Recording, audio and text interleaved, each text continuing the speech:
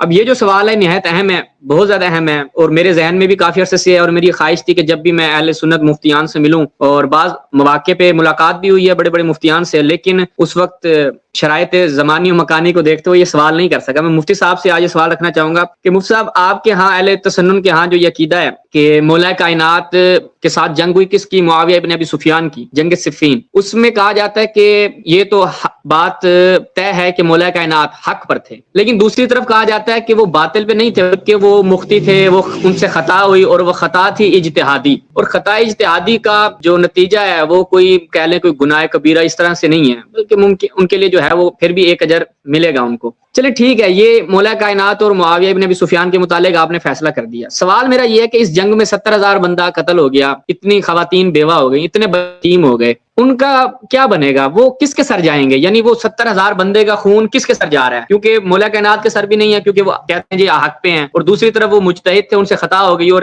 خطا میں 70,000 بندہ قتل ہو گیا، تو یہ 70,000 بندہ کہاں جائے گا؟ بروز محشر جو ہے یہ اپنا خون کس کے سر سے لے گا؟ جی شہباز بھائی، بہت اچھا سوال ہے آپ کا، اس حوالے سے کہ ان کا کیا حکم ہے، کس طرح سے سمجھا جائے۔ دیکھیں، سب سے پہلے تو میں آپ کو یہ بتاؤں کہ آپ کے سوال کے اندر نا 2-3 حصے ہیں۔ ایک تو یہ کہ ان لوگوں نے اجتہاد کی، اور یہ جواب دیا جاتا ہے کہ یہ لوگ مجتہدین ہیں اور ان کی خطا نہیں بلکہ اس پر ان کو ثواب ہے، بندے مارنے کے اوپر بھی ان کو ثواب ملے گا۔ تو یہ جو بندے مارے یعنی جو شہید کیے گئے ہیں، جو صحابہ اس میں شہید ہوئے، اس پہ بھی ان کو ثواب ہے۔ ایک تو یہ منطق ہے۔ تو ہر چیز سمجھنے کا ضروری یہ ہے کہ ہم قرآن اور حدیث سے اس کو سمجھیں۔ قرآن میں ایسی کوئی نص نہیں ہے کہ آپ کسی کو قتل کریں گے تو آپ کو ثواب ملے گا، الا بالحق۔ اللہ قرآن میں جگہ جگہ پہ بتایا ہے کہ جس نے کسی انسان کو عمدن قتل کیا، یعنی اس کا حق نہ ہو، یعنی وہ تو اس کے لیے قرآن نے بیان کیا ہے کہ اس کی کیا، یعنی اس کو منع قرار دیا، حرام قرار دیا۔ یعنی ایک آیت بھی قرآن میں ایسے نہیں ہے کہ جس میں کہا گیا ہو کہ شہباز صاحب کوئی کسی کو اجتہاداً قتل کر دے تو اس کے لیے اجر و ثواب۔ اور خاص طور پر یہ تو ان لوگوں کے لیے سوال ان لوگوں کے لیے میں سمجھتا ہوں پتہ نہیں کون سی جگہ بھاگنے کی ان کو ملے گی کہ جو یہ کہتے ہوں گے، یہ کہتے ہیں کہ جناب صرف قرآن کافی ہے۔ سمجھ رہے نا میری بات؟ جو یہ کہتے ہیں کہ صرف قرآن کافی ہے، تو جب قرآن کافی ہے یہ کہنے والے لوگ پتہ نہیں وہ اس چیز کا کیا جواب دیتے ہوں گے کہ قرآن میں تو ایسی چیز نہیں ہے۔ جب ایسی چیز نہیں ہے تو یہ لوگ کہاں سے نکال کے لے آئی یہ بات؟ اب اس طرف آتے ہیں کہ ان کی جو اجتہاد، میں ایک روایت اسکرین شو کرنے جا رہا ہوں بخاری سے۔ بخاری کی بڑی مشہور روایت ہے 2812، روایت شو کرتا ہوں میں، صحیح ہے، یہ ہے بخاری کی باب مسح الغبار عن الناس فی السبیل، 2812 اس کا نمبر ہے، 2812۔ یہ بخاری کی روایت ہے، کوئی قصہ کہانی نہیں ہے۔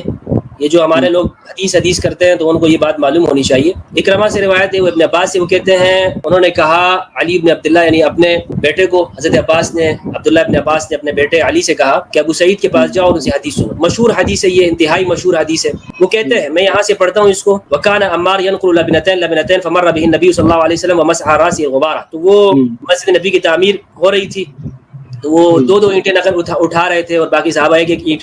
تو نبی صلی اللہ علیہ وسلم نے فرمایا ویح عمار تقتله الفئة الباغیہ، عمار افسوس اسے ایک باغی گروہ قتل کرے گا۔ عمار یدعونه الى النار، عمار ان کو اللہ کی طرف دعوت دے رہے ہوں گے اور وہ عمار کو جہنم کی طرف، آگ کی طرف دعوت دے رہے ہوں گے، بلا رہے ہوں گے۔ تمام سیرت نگاروں کا اس بات کے اوپر اتفاق ہے، اور شارحین حدیث کا، فتح الباری میں اس مقام کو پڑھ لیجئے، ابن حجر اسقلانی رحمہ اللہ نے وہ لکھا ہے کہ کس نے، یعنی محدثین سب نے شرح لکھی ہے کہ عمار بن یاسر رضی اللہ عنہ کو صفین میں شامی باغی گروہ نے قتل کیا تھا۔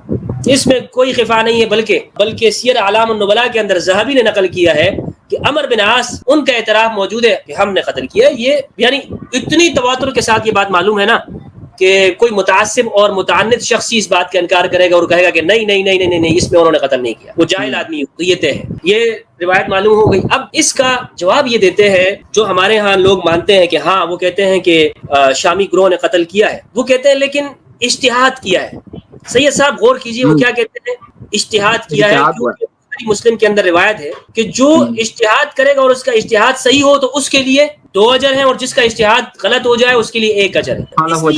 ہاں، یہاں پر جو قتل ہوا ہے نا حضرت عمار کی جو شہادت ہوئی، اور جو اتنے سارے آپ نے بتائے، 70,000 جو صحابہ شہید ہوئے ہیں ان کی وجہ سے، ان کی بغاوت کی وجہ سے، تو یہ اس میں وہ اجتہاد کے اوپر ہے۔ اب یہ جو اجتہاد والی روایتیں ہیں جتنی بھی، سید صاحب اس کو غور کیجئے گا، یہ جتنی بھی روایتیں ہیں، ایک تو ہمارے ہاں اہل سنت میں فقہا کا قول ہے لا اجتہاد مع النص، نص کے ہوتے ہوئے کوئی اجتہاد قبول نہیں ہوتا. اور یہاں پر نص موجود ہے کہ عمار کو باغی گروہ قتل کرے گا، اور یعنی نص موجود ہے کہ عمار کو شہید کرنے والے وہ باغی گروہ ہیں. ہر ایک شخص کو چاہیے کہ عمار کی شہادت سے بچے ورنہ وہ باغی ہو جائے گا. ایسا ہے یا نہیں ہے؟ اور صحابہ نے اس چیز کو سنا بھی تھا. صحابہ یہاں تک کہ عمر بن عاص بھی اس حدیث کے راوی ہیں، اور اس حدیث کے روایت کرنے والے عبداللہ ابن عمر بن عاص بھی ہیں، اور ان کے والد عمر بن عاص بھی. حتیٰ کہ یہ حدیث معاویہ بن ابی سفیان کو بھی یہ حدیث معلوم تھی کہ جب متواتر روایت ہے، ابن حجر کے مطابق متواتر روایت ہے یہ. جی متواتر.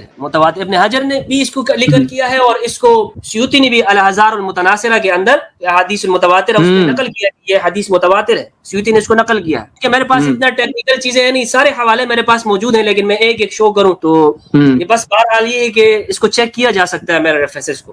اب میں یہاں پہ یہ عرض کروں کہ یہ بات جب ایک شخص کو معلوم ہو نا، سید صاحب آپ کو ایک بات معلوم ہے کہ بھائی یہ کرنا جرم ہے، تو پھر آپ یہ نہیں کہہ سکتے بھائی مجھے معلوم نہیں تھا یار میں نے اشتہاد کی تو تب چھوٹ ملے گی کہ جب آپ یہ کہو کہ اس گناہ کا علم نہیں تھا، یا ایک گناہ کے بارے میں پہلے سے نص موجود نہ ہو. جب نص موجود ہے تو پھر کوئی اشتہاد قابل قبول نہیں ہے، نص کی موجودگی میں نہیں ہے. دوسری بات، یہ جتنی بھی اشتہاد پر ثواب کی روایتیں ہیں یہ ساری کی ساری عمر بن عاص سے مروی ہیں. یہ میں شو کرتا ہوں.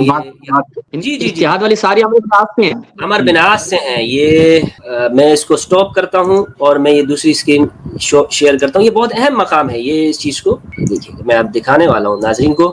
زبردست نقطہ بیان کیا ہے مختب کہ یہ جو اجتہاد والی ہیں یہ خود عمرو بن عاص سے. عمرو بن عاص کون تھا یہ بھی بتائیے گا ساتھ ساتھ، کس طرف تھا، کہاں تھا؟ یہ سب سمجھ جائیں گے. اچھا یہ دیکھ 4487 باب بیان اجر الحاکم اذا اجتہد فاصاب او اخطا. عنوان پہ غور کیجئے، نووی نے عنوان دیا ہے. مسلم کے جتنے بھی عنوانات ہیں یہ نووی نے دیے ہیں، اور یہ بخاری میں بھی یہ روایت موجود ہے. حدثنا يحيى بن يحيى التميمي اخبرنا عبد العزيز بن يزيد بن عبد الله بن اسامه بن هاد عن محمد بن ابراهيم عن بصر بن سعيد عن ابي قيس مولى عمرو بن العاص. عمرو بن العاص کے مولا ہے قیس، عن عمرو بن العاص. عمرو بن العاص سے مروی ہے انہ سمع رسول اللہ صلی اللہ علیہ وآلہ وسلم، انہوں نے نبی صلی اللہ علیہ وآلہ وسلم کو فرماتے ہوئے سنا، اذا حکم الحاکم فاجتہد ثم اصاب، جب حاکم اجتہاد کرے اور اس کا اجتہاد نشانے پہ لگ جائے، اصابہ نشانے پہ اس کا اجتہاد لگ جائے، فلہ اجران، مصیب اس کو 2 اجر ہے. اجتہاد میں مصیب ہے، صحیح 2 اجر ہیں جی. اور اذا حکم فاجتہد، اور جب حکم کیا، جب اجتہاد کیا اور حکم دیا، ثم اخطا، اور اس نے خطا کر دی، فلہ اجر، 1 اجر ہے، اس کے لیے 1 اجر ہے. آگے چلتے ہیں جناب. بخاری میں بھی یہ روایت موجود ہے کہ یہ یعنی حاکم جب اجتہاد کرے اور اس کا اجتہاد وہ خطا پہ ہو جائے نا. یہ ساری روایتیں کن سے ہیں یہ آگے دیکھیں. اخبرنا مروان یعنی ابن محمد دمشقی حدثنا لیث بن سعد حدثني يزيد بن عبد الله اسامہ الليثي بهذا الحديث مثل روایت عبد العزيز بن محمد بالاسنادین جميعا. یہ بھی اس میں دمشقی آ رہا ہے، شامیوں کی روایت ہے، یہ بھی ایک سند اس کی بیان ہے. تو معلوم ہوا کہ یہ ایک تو شامی روایت ہے. تو یہ روایت عمرو بن العاص سے. دوسرا میں اس میں نقطہ قابل غور ہے سید صاحب، جب امام علی علیہ السلام موجود ہیں، اہل سنت کا، شیعہ کا، پوری امت کا اتفاق ہے کہ خلیفہ برحق کون ہے؟ امام علی علیہ السلام. جب امام علی علیہ السلام یہ باتیں ہیں کہ خلیفہ برحق امام وقت امام علی ہیں، کوئی اور امام نہیں ہے، تو دوسرا حاکم کدھر سے آ گیا کہ جس کا اجتہاد ہم یہ کہیں اس نے اجتہاد کیا اور غلطی ہو گئی، حاکم تھا. چلو حدیث میں تو یہ ہے نا کہ حاکم اجتہاد کرے. جی میں سوال پوچھنے والا تھا آپ سے. صحیح ہے بھائی، یہ ان سے میرا سوال ہے کہ جب حدیث میں یہ ہے کہ حاکم اجتہاد کرے اور وہ اس سے غلطی ہو گئے، ہم نے مان لیا کہ چلے ان سے غلطی ہو گئی، لیکن حدیث تو تب ہوتی ہے کہ یہ وہاں پہ قبول ہوتی ہے گفتگو کہ جب وہ حاکم ہوتے ہیں. اس ٹائم پہ تو حاکم وقت امام علی علیہ السلام ہے، امیر امام برحق امام علی علیہ السلام ہے. تو اجتہاد کسی اور کا کیسے قابل قبول ہو گیا جب وہ بندہ حاکم ہی نہیں ہے؟ یہ سوال ہے نا. یہ تو حاکم کے بارے میں ہے، حاکم نے اجتہاد کر دیا، اس سے غلطی ہو گئی، اس کے بارے میں. اور اس کو پھر آپ نے عام کر دیا کہ نہیں بھائی دوسرا کوئی بھی بندہ امت میں. یہ حدیث دیکھ لے، یہ حاکم کے بارے میں، عام بندے کے بارے میں نہیں ہے. اگر ہے تو کوئی مجھے دکھا دے کہ یہ عام بندے کے بارے میں ہے. عام بندے کے بارے میں تو نہیں ہے نا. اچھا مفتی، یہی اگر آپ سے مطلب سوال کرنے والا ایک ایتھسٹ ہو، ملحد ہو، وہ آپ کہ آپ کا اسلام جو ہے وہ تو قتل کرنے پہ بھی ثواب دے رہا ہے، تو آپ وہاں پہ کیا جواب دیں گے؟ میں کہوں گا کہ اسلام نے کوئی قتل پہ ثواب نہیں دیا ہے، نہ حق قتل پہ نہیں دیا ہے. ہاں قتل برحق کے اوپر دیا اسلام نے ثواب، قتل برحق کے اوپر دیا ہے کہ ایک ظالم ہے اس کو اس کے خلاف نکلا جائے. اسلام یہ نہیں کہتا کہ مظلوموں کی مدد نہیں کرو یا ظالموں کے خلاف نہیں نکلو. اسلام اس طرح کا مذہب نہیں ہے کہ اس میں بالکل آپ کو یہ کہا جائے خاموش ہو کر بیٹھ جاؤ، کوئی مزاحمت نہ ہو، ریزسٹنس نہ ہو اس کے اندر. نہیں، اسلام کہتا ہے کہ یہ سب کچھ ہو سکتا ہے لیکن وہ حق کے ساتھ ہوتا ہے. کہ جب کسی ہم۔ ظالم کے خلاف لڑا جائے، یہ دوسرا، اس کے محل مواقع الگ ہیں. تو اس میں ایک ابھی آپ نے پڑھا کہ یدعوہم الی النار، وہ جو ہے یدعونہم، کیا تھا اس کے متن، کیا تھا؟ یدعونہ الی النار، وہ عمار کو، ہاں عمار کو جہنم کی طرف دعوت دے رہے ہوں گے. تو یعنی وہ جو سامنے والا گروہ ہوگا وہ جہنمی گروہ ہوگا یا جہنم کی طرف دعوت دینے والا ہوگا؟ اس میں کیا فرق ہے؟ نہیں دیکھیں، اس لیے کہ اس میں تھوڑا سا اس طور پہ فرق ہے کہ یہ ایک عمومی حکم ہے. وہ گروہ اس طرح سے ہے کہ جو ہے، اچھا، ہاں وہ گروہ، یعنی اس گروہ کو حق کے اوپر نہیں کہا گیا ہے. اور لازمی بات ہے کہ امام کے خلاف بغاوت کرنا، ہمارے ہاں تو کتاب البغات نے امام شافعی رحمہ اللہ نے وہ فرمایا ہے کہ میں نے سارے احکام امام علی علیہ السلام کی جنگوں سے لیے. امام حنیفہ نے بھی یہ لی ہے. آپ ہماری کتاب البغات پڑھ لیں تو اس میں لکھا ہوا ہے کہ باغیوں کے اوپر، تو حتیٰ کہ باغیوں کے اوپر جنازہ بھی نہیں پڑھا جاتا. باغی جو ہے نا، باغی یعنی اس مراد میں ہے کہ وہ نافرمانی ہے، ساتھ بالکل نافرمانی ہے کہ آپ خلیفہ وقت سے بغاوت کرتے ہیں اور اس کے خلاف نکلتے ہیں. اس پہ تو امت کا اجماع ہے، یعنی پوری امت یہی بات کہتی ہے. خلاصہ اس کا جواب کیا بنا؟ 70,000 بندوں کے قتل کا ذمہ دار امام کا. بھائی امام برحق کے خلاف بغاوت کرنے والا، لشکر لانے والا. یعنی یہ ٹو دا پوائنٹ جواب ہے.